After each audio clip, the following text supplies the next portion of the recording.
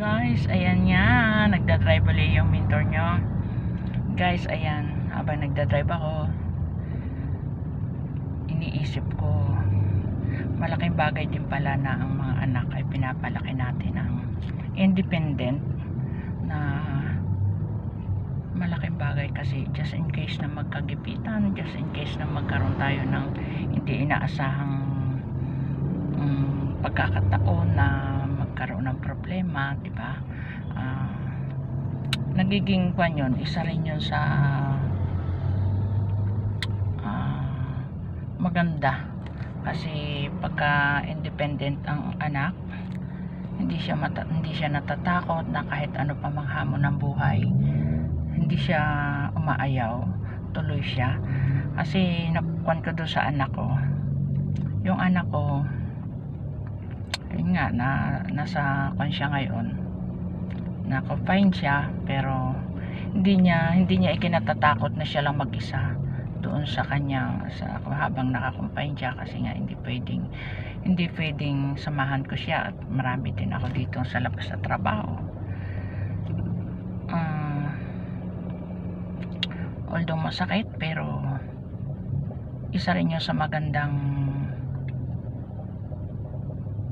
bunga na sila ay naging independent, kasi hindi sila talaga natatakot. Kasi iba-iba siguro yun, panghihinaan siya ng loob, pero hindi, siya pa yung nagsasabi niya, okay lang yan mama, kaya ko yan, diba?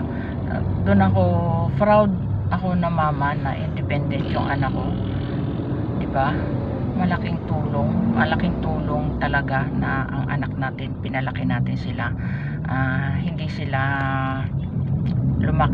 man sila lumaki sa ginhawa, salat man sila sa kayamanan, pero talagang masasabi ko na buo ang loob nila lumaban sa hamon ng buhay.